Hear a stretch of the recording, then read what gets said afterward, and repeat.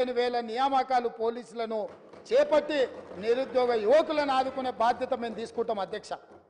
కాబట్టి ఇవాళ గ్రూప్ 1లో కూడా పరీక్షలు లోపభూయిష్టంగా నిర్వహించడం వల్ల high court single bench, high court divisional bench అన్ని కోర్టులు వీళ్ళు అవలంబించిన విధానాలను కోర్టు కొట్టేస్తే లక్షలాది మంది నిరుద్యోగ యువకులు పరీక్షలు రాసి మీ చేతగాని తనం వల్ల వాళ్ళ జీవితాలతో చెలగాటం ఆడుతుంటే కొత్త బోర్డును వేసి అదనంగా ఖాళీలను అన్నిటిని కూడా కలిపి ఈరోజు గ్రూప్ 1 పరీక్షలకు మా ప్రభుత్వం క్లియరెన్స్ ఇచ్చింది. తొందరలోనే నోటిఫికేషన్ ఇచ్చి వీళ్ళ వల్ల వయసు మీద పడ్డ వాళ్లకు 46 సంవత్సరాల వరకు ఉద్యోగ అప్లికేషన్ పెట్టుకోవడానికి అర్హత కల్పించి వయసుకు కూడా మినహాయింపునిచ్చి మా ప్రభుత్వం నిరుద్యోగ యువకుల్ని ఆదుకోవాలన్న ఆలోచనతోని మేము ముందుకు వచ్చినాం అధ్యక్ష. అదేవిధంగా అధ్యక్ష, మా సోదరుడు అక్బరుద్దీన్ ఓవైసీ గారు మైనారిటీకి సంబంధించిన విషయాలలో కూడా చాలా ఇష్యూస్ వారు లేవనెత్తడం జరిగింది. ప్రతి దగ్గర మైనారిటీలకు అవకాశం ఇవ్వండి అని కూడా వారు మా దృష్టికి తీసుకొచ్చిండ్రు అధ్యక్ష. నేను వారికి గుర్తు చేయదలుచుకున్నాను అధ్యక్ష, తమరి ద్వారా మేము నలుగురిని ప్రభుత్వ సలహాదారులు చేర్చుకుంటే అందులో మైనారిటీ మొహమ్మద్ అలీ షబ్బీర్ గారిని ప్రభుత్వ సలహాదారుడిగా ముఖ్యంగా ఎస్సీ, ఎస్టీ, ఓబీసీ మైనారిటీకి నిధులకు సంబంధించి మైనారిటీని మేము నియమించిన అధ్యక్ష. అంటే 25% మైనారిటీస్కి ఇచ్చిన అధ్యక్ష. అదేవిధంగా అధ్యక్ష, advocate general, additional advocate general వేస్తే అడిషనల్ అడ్వకేట్ జనరల్గా ఇమ్రాన్ ఖాన్ని ఇంతవరకు ఉమ్మడి రాష్ట్రంలో కానీ ప్రత్యేక తెలంగాణ రాష్ట్రంలో కానీ ఒక మైనారిటీని కూడా అడిషనల్ అడ్వకేట్ జనరల్గా వేయలేదు. మా ప్రభుత్వం వచ్చిన తర్వాత ఒక మైనారిటీని ఇమ్రాన్ ఖాన్ అని అడిషనల్ అడ్వకేట్ జనరల్గా ఒక మైనారిటీని వేసినాం అధ్యక్ష. అదేవిధంగా ముఖ్యమంత్రి గారి పేసీలో ఆనాడు రాజశేఖర రెడ్డి గారు ఉన్నప్పుడు జన్నత్ హుస్సేన్ అని ఒక మైనారిటీకి సంబంధించిన ఐఏఎస్ అధికారిని నియమిస్తే ఈనాడు మా ప్రభుత్వం మా ముఖ్యమంత్రి కార్యాలయంలో మేము షానవాజ్ కాసిం అనే ఐపీఎస్ ఆఫీసర్ని మా ముఖ్యమంత్రి కార్యాలయంలో మైనారిటీకి మేము అవకాశం ఇచ్చినాం అధ్యక్ష. అదేవిధంగా అధ్యక్ష, మేము టీఎస్పీఎస్సీలో ఆనాడు వాళ్ళు ఒక మైనారిటీకి అవకాశం ఇవ్వలే, కానీ మా ప్రభుత్వం తెలంగాణ పబ్లిక్ సర్వీస్ కమిషన్లో నియామక బోర్డులో ఆమేర్ ఉల్లా ఖాన్ అని మేము board member Indian postal service అధికారిని ఈరోజు మేము అందులో మైనారిటీకి అవకాశం కల్పించినాం అధ్యక్ష.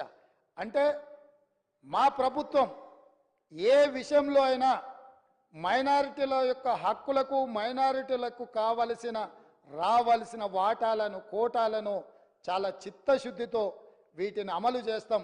గవర్నర్ గారి కోటాలో మేమిద్దరిని ఎమ్మెల్సీలు చేస్తే ఒక ఎమ్మెల్సీని మైనారిటీ నియమించడం ద్వారా రాజకీయంగా కూడా వాళ్ళకు వేదిక కల్పించాలన్న ఆలోచనతోటి మైనారిటీలకు మేము అవకాశం కల్పించినాం అధ్యక్ష. ఈ ప్రభుత్వం క్రిస్టియన్ మైనారిటీ కానీ, ముస్లిం మైనారిటీ కానీ, సిక్ మైనారిటీలకు సముచితమైన స్థానం కల్పించడంలో, మైనారిటీ హక్కులను రక్షించడంలో మా ప్రభుత్వానికి చిత్తశుద్ధి ఉంది. ఇంకా ఏమైనా ఉంటే కూడా ఎంఐఎం పార్టీ తరఫున అక్బరుద్దీన్ ఓవైసీ గారు ఏమైనా సూచనలు చేస్తే కూడా తప్పకుండా వాటన్నిటిని కూడా పరిగణలోకి తీసుకొని ముందుకు వెళ్తామని నేను చెప్తున్నా అధ్యక్ష. అదేవిధంగా అధ్యక్ష,